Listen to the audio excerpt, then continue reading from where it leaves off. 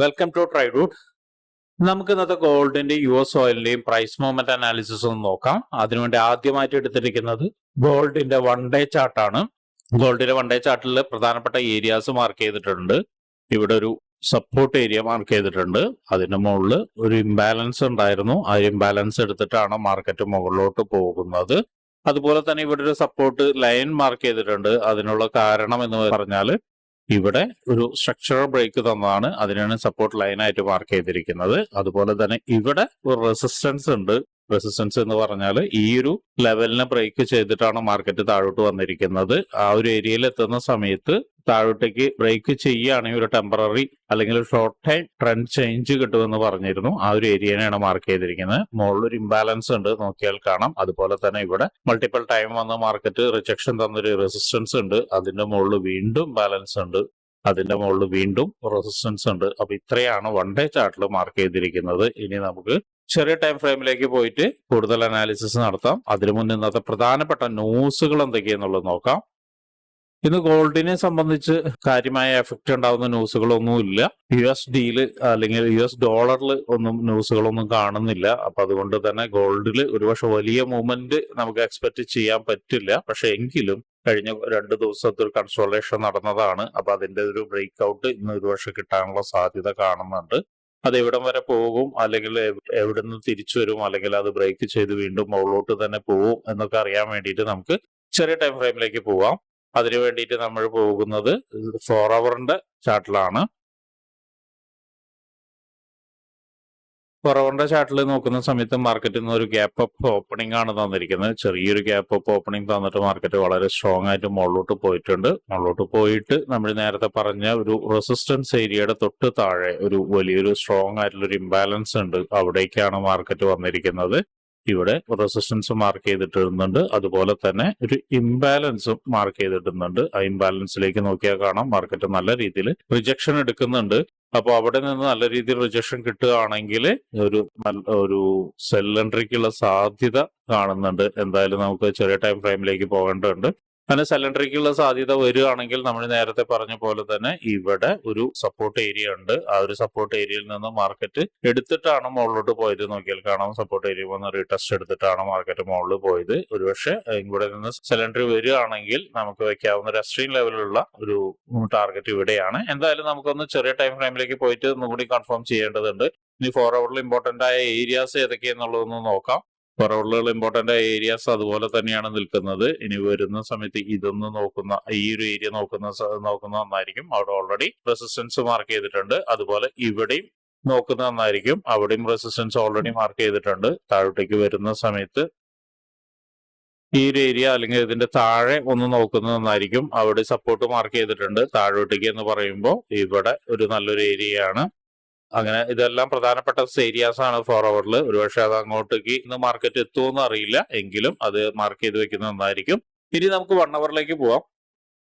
1 ഹവറിലേക്ക് പോകുന്ന സമയത്ത് നേരത്തെ പറഞ്ഞ പോലെ തന്നെ മാർക്കറ്റ് നല്ല ക്ലിയർ ആയിട്ടുള്ള റിജക്ഷൻ തരുന്നുണ്ട്. പക്ഷെ മാർക്കറ്റ് റിജക്ഷൻ തരുന്നുണ്ടെങ്കിൽ പോലും ഒരു ബെയറിഷ് ക്യാൻഡിൽ ആയിട്ടല്ല ക്ലോസ് ചെയ്യുന്നത്. ക്ലോസ് ചെയ്യാനുള്ള സാധ്യത ഇനി 6 മിനിറ്റ് ഉണ്ട്. അപ്പോൾ ബെയറിഷ് ക്യാൻഡിൽ ആയിട്ടല്ല ക്ലോസ് ചെയ്യാനുള്ള സാധ്യത.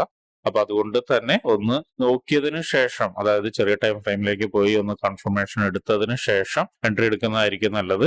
അങ്ങനെ ചെറിയ ടൈം ഫ്രെയിമിൽ നിന്ന് കൺഫർമേഷൻ കിട്ടുകയാണെങ്കിൽ നമുക്ക് വെക്കാൻ പറ്റുന്ന ആദ്യത്തെ ടാർഗറ്റ് എന്ന് പറയുന്നത് ഇതാണ്. ഈ ഒരു ഏരിയ ആണ്. ഇവിടേക്ക് മാർക്കറ്റ് ഒരു വർഷത്തുനിന്ന് തന്നെയാണ് എക്സ്പെക്ട് ചെയ്യുന്നത്. അവിടെ നിന്ന് ബ്രേക്ക് ചെയ്യുകയാണെങ്കിൽ രണ്ടാമത്തെ ടാർഗറ്റ് എന്ന് പറയുന്നത് ഇവിടെയാണ്. നോക്കിയാൽ കാണാം ഇവിടെ ഒരു ചെറിയൊരു ഇംബാലൻസും കൂടി ഉണ്ട്. ഗ്യാപ്പ് അപ്പ് ഓപ്പണിംഗ് ആയതുകൊണ്ട് തന്നെ ഇവിടെ ഒരു ചെറിയൊരു ഇംബാലൻസ് കൂടി ഉണ്ട്. അപ്പൊ ഈ ഒരു ഏരിയയെ മാർക്ക് ചെയ്യുന്നത് നന്നായിരിക്കും. അതിന് താഴെ ഒരു ഗ്യാപ്പ് അപ്പ് ഓപ്പണിംഗ് എന്ന ഏരിയയും കൂടി ഉണ്ട്. അവിടെയും നമുക്ക് എക്സ്പെക്ട് ചെയ്യാം. അപ്പോൾ പ്രധാനപ്പെട്ട 3 ഏരിയ എന്ന് പറയുന്നത് ഇതാണ്. ഈ ഒരു 3 ഏരിയയിലേക്ക് എവിടേക്കെങ്കിലും എക്സ്പെക്ട് ചെയ്യാവുന്നതാണ്. പക്ഷെ നല്ല രീതിയിൽ ഒരു ബെയറിഷ് ക്യാൻഡിലോ വരണം, അല്ലെങ്കിൽ നല്ല രീതിയിൽ അല്ലെങ്കിൽ മാർക്കറ്റ് ഒന്ന് ചെറുതായിട്ട് ഇവിടെ നിന്ന് ഇറങ്ങിയിട്ട് ഇതുവരെ എത്താനുള്ള സാധ്യത കാണുന്നുണ്ട്. എന്തായാലും സെൽ എൻട്രി ഓപ്പർച്യൂണിറ്റി ഉണ്ട്. നമുക്ക് എന്തായാലും അത് ചെറിയ ടൈം ഫ്രെയിമിലേക്ക് പോയിട്ട് കൺഫർമേഷൻ എടുക്കേണ്ടി വരും. ഇനി 1 ഹവറിൽ പ്രധാനപ്പെട്ട ഏരിയാസ് അതുപോലെ തന്നെ നിൽക്കുന്നുണ്ട്. മാറ്റങ്ങളൊന്നുമില്ല. 4 ഹവറിൽ വരച്ച പോലെ അല്ലെങ്കിൽ ഡെയിലി വരച്ച പോലെ തന്നെ പ്രധാന ഏരിയാസ് അതുപോലെ തന്നെ നിൽക്കുന്നുണ്ട്. ഇനി നമുക്കൊരു ചെറിയ ടൈം ഫ്രെയിമിലേക്ക് 50 മിനിറ്റ്സിലോട്ട് പോയിട്ട് എന്തൊക്കെ സാധ്യത ഉണ്ടെന്ന് ഇനി നോക്കാം. 50 മിനിറ്റ്സിലോട്ട് പോകുന്ന സമയത്ത് മാർക്കറ്റ് ഇവിടെ നിന്ന് റിജക്ഷൻ തന്നിട്ടുണ്ട്. പക്ഷെ റിജക്ഷൻ തന്നിട്ടുള്ള നെക്സ്റ്റ് ക്യാൻഡിൽ സ്ട്രോങ് ആയിട്ടുള്ള റിജക്ഷൻ തന്നിട്ടില്ല. അത് വീണ്ടും മുകളിലോട്ട് പോകാനുള്ള ഒരു സാധ്യത കാണുന്നുണ്ട്. എന്തായാലും ഇവിടെ നിന്ന് റിജക്ഷൻ കിട്ടുകയാണ്, മാർക്കറ്റ് സ്ട്രോങ് ആയിട്ട് ഇത് ക്ലോസ് ചെയ്യാണ്, അല്ലെങ്കിൽ ഈ ക്യാൻഡിൽ ഒരു ബെയറിഷ് ക്യാൻഡിലായിട്ട് ക്ലോസ് ചെയ്യുകയാണെങ്കിൽ മാർക്കറ്റ് കുറച്ചും കൂടി താഴോട്ടേക്ക് ഇറങ്ങി വരാനുള്ള സാധ്യത കാണുന്നുണ്ട്. വന്നു കഴിഞ്ഞ് ഒരുപക്ഷെ ഇവിടെ നിന്ന് സപ്പോർട്ട് എടുത്ത് മുകളിലോട്ട് പോവാം. അല്ലെങ്കിൽ മറ്റൊരു ചാൻസ് എന്ന് പറയുന്നത് ഇവിടെ നിന്ന് എത്താനുമാണ്. അപ്പൊ അതുകൊണ്ട് എന്തായാലും നല്ലൊരു കൺഫർമേഷൻ എടുക്കുന്നത് നന്നായിരിക്കും. അല്ലാത്ത പക്ഷം മാർക്കറ്റ് ഇവിടെ ഈ രണ്ട് ഏരിയയിൽ നിന്നോ സപ്പോർട്ട് എടുത്ത് മുകളിലോട്ട് പോവാം. വീണ്ടും മുകളിലോട്ട് നോക്കുന്ന സമയത്ത് നല്ലൊരു കൺസോൾട്ടേഷൻ നടന്ന ഏരിയ ഉണ്ട്. അപ്പൊ ആ ഏരിയയിലാണ് ഇപ്പൊ മാർക്കറ്റ് നിൽക്കുന്നത്. അപ്പൊ എന്തായാലും നമുക്കൊരു നല്ലൊരു കൺഫർമേഷൻ എടുക്കാതെ ഈ എൻട്രി എടുക്കാൻ പറ്റില്ല. കൺഫർമേഷൻ ഇല്ലാതെ എൻട്രി എടുക്കുകയാണെങ്കിൽ ഈ പറഞ്ഞ പോലെ ഇതിൽ എവിടെയെങ്കിലും ട്രാപ്പിൽ പെടാനുള്ള സാധ്യത ഉണ്ട്. അത് ഓർമ്മയിൽ വെക്കുക. അപ്പൊ 50 മിനിറ്റ്സിലുള്ള അനാലിസിസ് പ്രകാരം എങ്ങനെയാണ് കാണുന്നത്? ബാക്കിയെല്ലാം നേരത്തെ പറഞ്ഞ പോലെ തന്നെ ഇവിടെ ടാർഗറ്റ് താഴോട്ടേക്ക് നല്ലൊരു കൺഫർമേഷനോട് കൂടി വരികയാണെങ്കിൽ ടാർഗറ്റുകൾ ഉണ്ട്. ഇതൊരു നല്ലൊരു ടാർഗറ്റ് ആണ്, ഇവിടെ നല്ലൊരു ടാർഗറ്റ് ആണ്, ഇവിടെയും നല്ലൊരു ടാർഗറ്റ് ആണ്. എന്തായാലും കൺഫർമേഷൻ കിട്ടണം. കിട്ടിയതിനു ശേഷം മാത്രമേ എടുക്കാൻ പറ്റുള്ളൂ. അപ്പൊ ഇത്രയാണ് ഗോൾഡിലുള്ള അനാലിസിസ്. ഇനി നമുക്ക് US ഓയിലിലേക്ക് പോവാം. US ഓയിൽ വരുന്ന സമയത്ത് സ്ട്രോങ് ആയിട്ടുള്ള സപ്പോർട്ട് ഏരിയയിൽ മാർക്കറ്റ് ഓപ്പൺ ചെയ്ത് ഒന്ന് ചെറുതായിട്ടൊന്ന് മുകളിലോട്ട് പോകാനുള്ള ശ്രമം നടത്തുന്നുണ്ട്. എന്തായാലും പ്രധാനപ്പെട്ട ഏരിയാസ് ഒന്ന് മാർക്ക് ചെയ്തിട്ടുണ്ട്.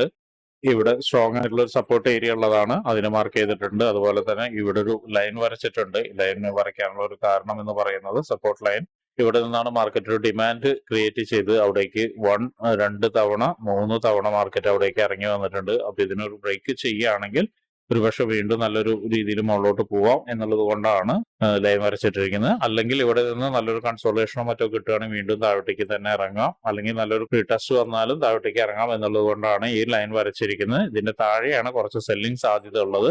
അപ്പൊ അതുകൊണ്ടാണ് വരച്ചിരിക്കുന്നത്. പിന്നെ ഒരു റെസിസ്റ്റൻസ് ഏരിയ ഇവിടെ മൾട്ടിപ്പിൾ ആയിട്ടുള്ള ഒരു ഇത് മാർക്കറ്റ് റീടെസ്റ്റ് ചെയ്തിട്ടുണ്ട്. അപ്പൊ അതിന് റെസിസ്റ്റൻസ് ഏരിയ വരച്ചിട്ടുണ്ട്. മുകളിലും അതെ മൾട്ടിപ്പിൾ ആയിട്ട് മാർക്കറ്റ് റീടെസ്റ്റ് ചെയ്തിട്ടുണ്ട്, റെസിസ്റ്റൻസ് വരച്ചിട്ടുണ്ട്. ഇവിടെയും റെസിസ്റ്റൻസ് ഏരിയ ഉണ്ട്, മൾട്ടിപ്പിൾ ആയിട്ട് വരച്ചിട്ടുണ്ട്. അതുപോലെ തന്നെ ഇതിലൊരു ഇംബാലൻസ് ഉണ്ട്. ആ ഒരു ഇംബാലൻസ് ഓൾറെഡി എടുത്തത് കൊണ്ടാണ് വരയ്ക്കാതിരിക്കുന്നത്.